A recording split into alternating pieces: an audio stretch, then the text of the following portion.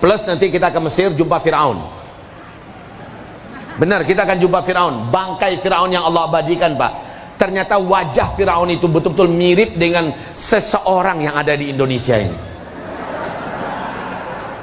Lihat saja Bapak Ibu, kalau lihat kok mirip si Fulan ya, benar-benar Pak, mirip sekali. Nah, siapakah orang di Indonesia ini? Saya tidak mau kasih tahu ya, tapi asal Bapak Ibu melihat langsung, benar nih, mirip banget 100%.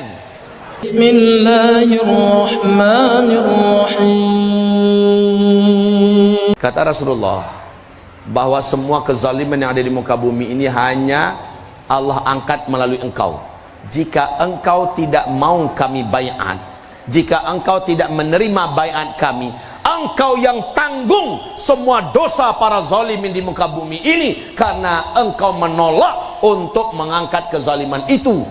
Maka kaum muslimin, sang calon Al-Mahdi ini faham bahwa tidak ada lagi kesempatan untuk bisa melarikan diri. Maka ketika itu dia minta izin, biarkan satu malam ini saya bermunajat kepada Allah. Para ulama dan orang-orang beriman mengepung laki-laki ini dan membiarkannya bermunajat, berdoa kepada Allah. Maka satu malam itu fa aslahahu Allahu fi lailah, Allah mengupgrade-nya dalam satu malam. Dalam satu malam Allah masukkan kepadanya kemampuan memimpin. Dalam satu malam itu Allah masukkan kepadanya kemampuan untuk perang, kemampuan untuk berpolitik, kemampuan untuk menata ekonomi dunia, kemampuan untuk segala macam yang dibutuhkan oleh pemimpin besar yang hadir untuk menyelesaikan semua kemelut dan masalah di muka bumi. Allah masukkan dalam satu malam. Fa aslahahu Allahu fi lailah. Besok paginya di waktu duha beliau pun siap untuk dibaiat. Maka dibaiatlah beliau. Pemerintah yang memimpin Mekah Madinah, yaitu pemerintah Arab Saudi, berang dan murka mendengarkan Al-Mahdi dibaiat di depan Ka'bah. Dengan cepat bala tentaranya dikerahkan untuk membunuh Al-Mahdi yang sedang dibaiat ini. Kita udah nyampe ini berita ke kita. Ustaz, apakah sampai berita Imam Mahdi itu dibaiat? Iya, sampai. Ustaz, berarti teknologi ketika itu masih ada? Entahlah. Tapi kalau munculnya setelah hantaman meteor, berarti tidak lagi teknologi. Lalu dari mana kita tahu, Ustaz? Ya gampang. Setelah Dukhan, Al-Mahdi muncul. Itu aja indikasinya, Pak. Setelah Dukhan, Al-Mahdi muncul. Jadi urutannya begitu, Pak. Nah, kaum muslimin kami muliakan, Al-Mahdi adalah fajar sadiq. Al-Mahdi adalah fajar sadiq. Al-Mahdi lah yang menghentikan semua fitnah duhaima ini. Nah, yang terakhir ketika semua gelombang fitnah duhaima ini padam oleh Imam Mahdi. Jadi Imam Mahdi ini muncul, Bapak Ibu, semua kondisi yang ada di muka bumi ada di seburuk-buruk keadaan. Al-Mahdi lah yang menghentikan peperangan. Al-Mahdi lah yang menjadikan negara-negara tegak kembali keadilan. Al-Mahdi lah yang meratakan keamanan. Al-Mahdi lah yang menyebabkan tidak ada lagi bencana-bencana alam. Kenapa? Barakah dan ridha Allah tertumpah untuk negeri-negeri yang sudah dimasukkan oleh Imam Mahdi dan orang beriman. Masya Allah. Dan dalam hadis dari Imam Ahmad, Rasulullah bersabda, ketika Dajjal nanti lepas, sebelum ia muncul ke tengah-tengah manusia, pekerjaan Dajjal yang pertama adalah melepaskan dan membebaskan seluruh setan-setan terkuat, setan-setan terjahat yang dibelenggu dan dipenjara oleh Nabiullah Sulaiman alaihi salam. Dan setan-setan itu hari ini sudah gentayangan memimpin setan-setan yang ada di muka bumi dari bangsa jin. Maka setan-setan ini tak akan terkalahkan, Pak. Tak akan terkalahkan. Wahai hamba-hamba Allah, siapa yang bisa mengatasi itu semua? Nanti Isa alaihi salam. Kalau sudah berurusan dengan setan, bukan Imam Mahdi lawannya. Dajjal takkan mampu dilawan oleh Imam Mahdi, karena Imam Mahdi hanya bisa menyelesaikan setan-setan manusia. Tapi kalau sudah berkaitan dengan setan jin, maka yang mampu menaklukkannya hanyalah Nabi Isa alaihi salam. Paham Bapak Ibu? Paham? Jadi Bapak Allah yang kami muliakan, oke. Sejauh ini yang saya uraikan berkaitan dengan fitnah duhaima, ini maksud dengan fitnah akhir zaman itu adalah fitnah duhaima. Target fitnah duhaima apa tadi? Target fitnah duhaima apa tadi? Itu di bawah. Murtad. Apa lagi? Menjadi munafik. Apa lagi? Menjadi fasik, zalim. Ini targetnya. Nah, kaum muslimin yang kami muliakan, kemasannya adalah demokrasi, kesyirikan, HAM, terorisme, radikalisme, aliran sesat, Islam, maksiat, mungkarat, semacamnya. Dan ini memanen. Panennya adalah bumi ini tak sanggup lagi memikul dosa-dosa yang dibuat. Akhirnya terjadilah kemarau, gempa-gempa, gunung-gunung meletus, tsunami, ya, kelaparan, pembunuhan, kehancuran ekonomi dunia, perang dunia 3, dan meteor menghantam bumi. Meteor ini menghentikan semua teknologi. Wahai hamba Allah, jagalah dirimu dan keluargamu dari fitnah akhir zaman. Fitnah itulah fitnah Duhaimah. Kalau begitu cara menjaganya bagaimana? Tak ada jalan lain. Saran saya, jadilah mukmin haqqan di akhir zaman ini. Fanatiklah kepada Al-Quran, fanatiklah mengamalkan sunnah. Jangan lepaskan jangan lepaskan diri dari satu ikatan pun dari ikatan-ikatan Islam. Jadilah muslim yang kafah. Ya ayyuhalladzina amanu udkhulu fis silmi kafah wala tattabi'u khutuwatis syaitan. Jangan ada satu langkah pun dari hidup kita ini yang mengikuti budaya trennya barat dalam bidang apa saja. Fanatiklah kepada Islam. Ustaz mengajarkan Islam radikal ya? Iya. Mau apa? Saya mengajak menjadi muslim yang kafah kok. Ya itu yang Islam radikal. Iya, lalu mau apa? Ustaz nanti ditangkap. Saya ngajak orang menjadi muslim radikal, saya ditangkap. Semoga tidak. Gitu aja. Kalau iya gimana Ustaz? Ya sudah, tangkap aja. Ustaz nggak takut? Alah, hidup ini cuma sebentar. Hidup juga sebentar.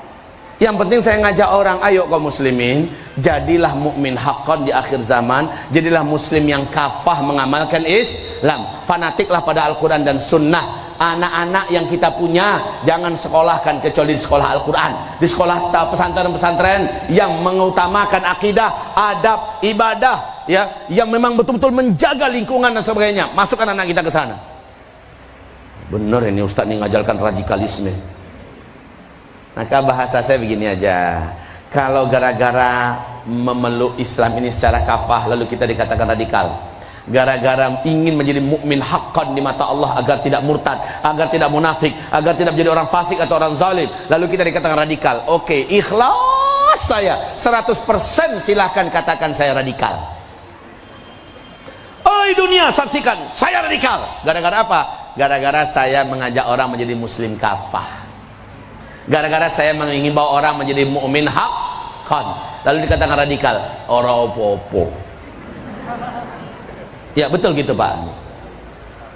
Ya, nah apa-apa, silahkan. Bapak juga harus begitu. Karena kata Rasulullah SAW, aku rindu dengan saudara-saudaraku. Nah ini yang saya mau. Saya mau, Bapak mudah-mudahan juga mau ya, ibu-ibu juga mau jadi saudara-saudara yang dirindukan Rasulullah SAW. Aku rindu dengan saudara-saudaraku. Apa kata para sahabat? Bukankah kami saudaramu ya Rasulullah? Oh bukan, kalian adalah sahabat-sahabatku, saudara-saudaraku nanti di akhir zaman. Mereka tidak pernah melihat aku, tapi mereka beriman kepadaku. Mereka pegang erat-erat pusakaku, yaitu Al-Quran dan Sunnah. Ya, mereka istiqomah, mereka sabar di atasnya. Itulah saudara-saudaraku, kata Rasulullah. Ya Zulkifli, ya Zulkifli, ikhlaskan dirimu. Wahai umat akhir zaman, ikhlaskan diri anda semua. Jadilah diri anda sebagai saudara-saudara yang dirindukan oleh Rasulullah. Mau? Allahu Akbar. Solusinya apa? Fanatiklah kepada Al-Quran dan Sunnah di akhir zaman ini. Tak ada yang bisa melindungi kita pada fase keempat kecuali kembali kepada Islam secara kafah total. Dalam masalah makanan, dalam masalah bisnis, dalam masalah belanja, dalam masalah pergaulan, dalam masalah pendidikan, dalam masalah kesehatan, kembali kepada Islam. Kembali kepada Islam kaum muslimin. Kita terjaga insyaallah dari makar fitnah Duhaimah, daripada makar fitnah Masih Dajjal, kaki tangan Dajjal, insyaallah taala. Demikian saran saya Pak. Jadi saya rasa kita sudah sampai di penghujung pengajian ini. Begitulah cara melindungi diri dan keluarga kita dari fitnah akhir zaman, yaitu kembalikan diri kita kepada Islam yang kafah, dan kita menjadi saudara Rasulullah, ghuraba yang dirindukan. Tuba lil ghuraba, berbahagialah, beruntunglah orang-orang yang dianggap aneh dan asing di akhir zaman. Baik, saya cukupkan sampai di sini. Katanya tadi ada ruang tanya jawab, betul? Silakan kalau ada tanya jawab. Mungkin saya bukakan ruangan tanya jawab 20 menit dari sekarang. 20 menit dari sekarang. Setelah itu kita lakukan penggalangan dana yang kedua, dan setelah itu kita berdoa kepada Allah Subhanahu wa taala. Pertanyaan melalui tulisan lebih diutamakan daripada langsung bertanya. Ada yang mau nulis, silahkan tulis, nanti taruh ke depan. Tolong tulisannya yang besar-besar ya. Yang ditanya tentang akhir zaman. Jangan bertanya tentang masalah fikih. Jangan bertanya tentang masalah fikih. Ulama-ulama ahli fikih kita terlalu banyak saat ini. Silakan bertanya kepada siapa saja.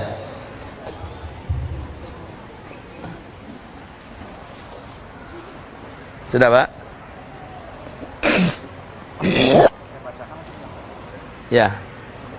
Duduk sebelah saya, Pak. Mic-nya cuma satu.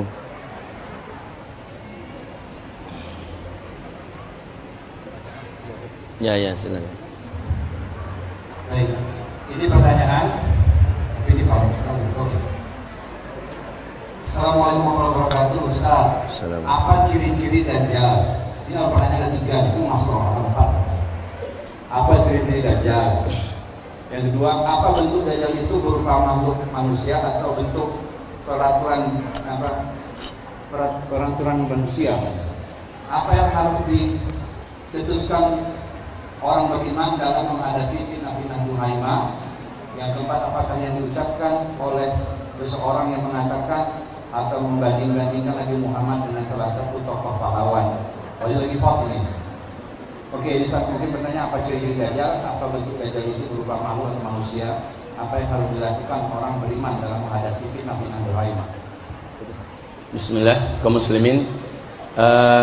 Nanti tolong buka YouTube ya, buka YouTube, buka Uzma Media TV Channel, Uzma Media TV Channel, Uzma Ustadz Zulkifli Muhammad Ali Media TV Channel, Uzma Media TV Channel. Buka, awali dengan beli paket, beli dulu paket. Jangan mengandalkan numpang di wifi orang terus ya. Jadi setelah itu buka YouTube, tulis Uzma Media TV Channel. Ada pembahasan saya khusus tentang masalah membongkar rahasia dan fitnah Al-Masih Ad-Dajjal. Itu kajian saya di MRBJ itu, Masjid Raya Bintaro Jaya. Saya kajikan tentang masalah Dajjal. Silakan nanti dilihat, saya uraikan dengan rinci. Jadi Dajjal ini manusia, bukan sistem. Manusia ya, seorang laki-laki kata Rasul, normal kayak kalian, tetapi fisiknya agak sedikit kurang normal. Dia sedikit lebih pendek dari kalian. Demikian kata Rasulullah SAW. Lehernya lebih panjang sedikit dibandingkan kalian. Rambutnya kribo. Pernah ingat penyanyi legendaris dulu Ahmad Albar? Nah, tapi dia bukan Dajjal ya. Rambut Dajjal itu arah-arahnya ke situ. Ya, lalu bagaimana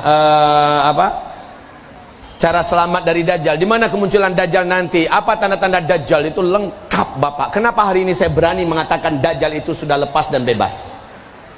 Wahai Bapak Ibu yang kami muliakan, saya berani mengatakan itu karena hadis-hadis yang sahih yang mendukungnya dan fakta yang ada hari ini yang tidak bisa ditutup-tutupi. Tanda-tanda Dajjal lepas ada di Syam. Tolong nanti kitab ini benar-benar Bapak miliki. Baca apa? Rinci tanda-tanda besar hari kiamat itu terbanyak dilakukan di Syam.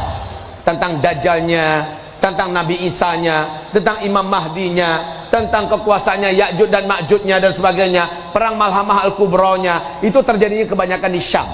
Dan tanda-tanda Dajjal keluar hari ini adanya di Palestina. Bapak mau bukti? Silahkan nanti Maret bareng saya berangkat ke Baitul Maqdis, insya Allah.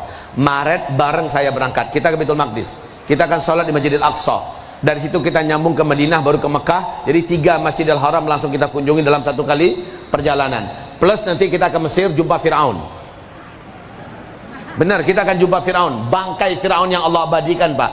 Ternyata wajah Fir'aun itu betul-betul mirip dengan seseorang yang ada di Indonesia ini. Lihat saja Bapak Ibu, kalau lihat kok mirip si Fulan ya, bener-bener Pak, mirip sekali. Nah, siapakah orang yang di Indonesia ini? Saya tidak mau kasih tahu ya. Tapi asal Bapak Ibu melihat langsung, bener nih, mirip banget, 100%. Saya juga heran kok bisa mirip. Nah, itu bonusnya kita ke Mesir ya. Kemudian setelah itu baru kita ke Yordania. Jadi ada 4 negara yang kita kunjungi: Mesir, Palestina, Yordania, dan Arab Saudi. Insya Allah 1 kali perjalanan. Bulan Maret nanti pendaftarannya, terakhir itu bulan Januari. Nah, brosurnya ada di luar. Brosurnya ada di luar. Apa masih ada? Pak, sudah habis ya? Silakan Pak, berikutnya. Ketika masa khilafah kedua, apakah kita perlu bekerja mengingat sudah tak ada teknologi dan infrastruktur dan seluruh isi bumi keperluan oleh Allah SWT. Jadi maksudnya Ustaz, dalam nanti belajar khilafah dua nanti, apa kita masih bekerja mengingat sudah teknologi sudah tidak ada dan infrastruktur seluruh isi bumi?